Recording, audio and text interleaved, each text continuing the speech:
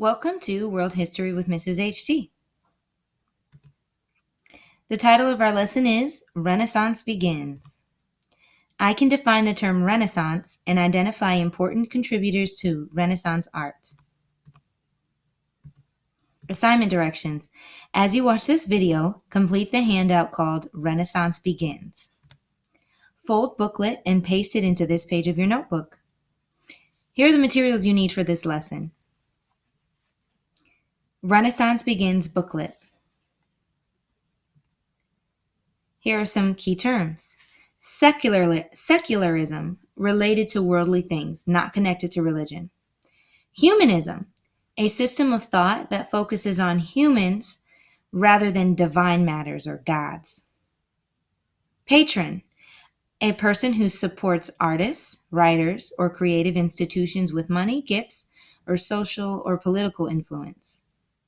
Usury, the practice of lending money at a very high interest rate.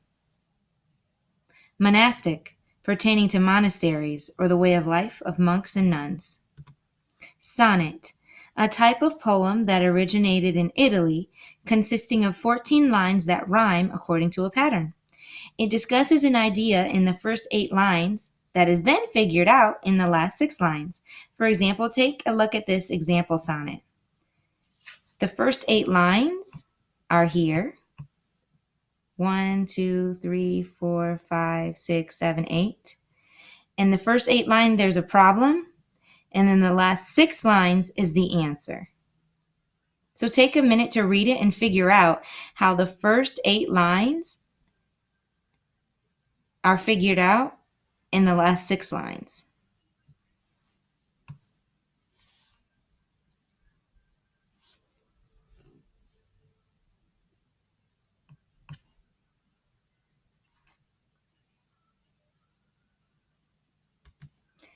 Origins of the Renaissance.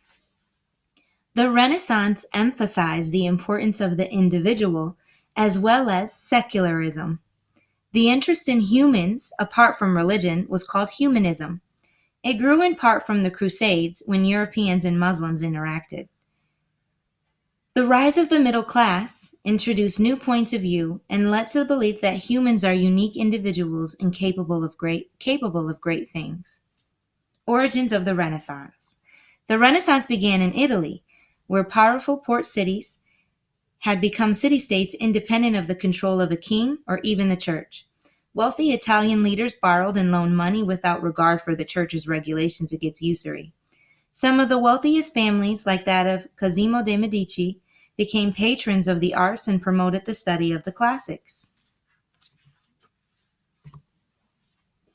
In Renaissance literature, the focus was less on religion and the church and more on Greek and Roman ideals of nature and beauty. Humanism's interest in the classics was a major part of the Renaissance. Humanists studied grammar, poetry, philosophy, history, and rhetoric, subjects that today are called the humanities. The first great humanist was Francesco Petrarca, known as Petrarch, a poet whose sonnets focused on a love of nature in the tradition of Roman writers. Petrarch is considered the father of Italian Renaissance humanism. He was super smart and was curious about finding Latin manuscripts to study their ideas. His searches set off other searches and monastic libraries throughout Europe.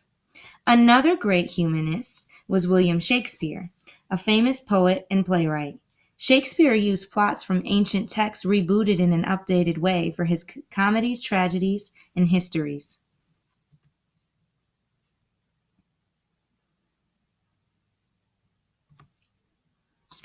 There were religious humanists too. Erasmus, a Roman Catholic priest, wanted to study and understand Christianity. He decided that the Catholic Church needed some changes and wrote In a Praise of Folly, mocking church practices.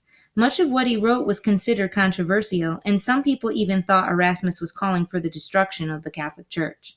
But Erasmus only wanted to make certain reforms and leave other things unchanged. This would eventually inspire Martin Luther to call for reform within the church. The invention of the movable type printing press in the mid-1400s by Johannes Gutenberg was a turning point during the Renaissance. The printing press led to the mass production of books and made new ideas available to more Europeans faster than ever before. Renaissance art also marked a return to ancient Greece and Rome. Painters and sculptors still featured religious scenes, but their central interest was imitating nature and rendering the human body in its most beautiful form. In architecture, painting, and sculpture, the focus was on the human-centered world. Major artists, like Leonardo da Vinci, studied anatomy. They worked with the laws of perspective to create realistic works of art. Michelangelo's statue of the biblical hero David is a declaration of the perfection of the human form. Michelangelo wanted to portray the human being as a reflection of divine beauty. The more beautiful the body, the more godlike the figure.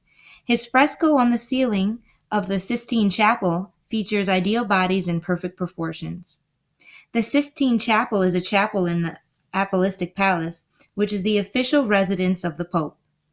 It's famous for its architecture and is located in Vatican City. The sculptor Donatello studied Greek and Roman statues and sculpted figures such as the famous Christian figure St. George. Architect Filippo Brunelleschi studied the buildings of a classical Rome and designed churches with classical columns and rounded arcs as an alternative to Gothic cathedrals. Outside of Italy, Flemish artist Jan van Eyck, for example, imitated nature by painting on wooden panels instead of on ceilings.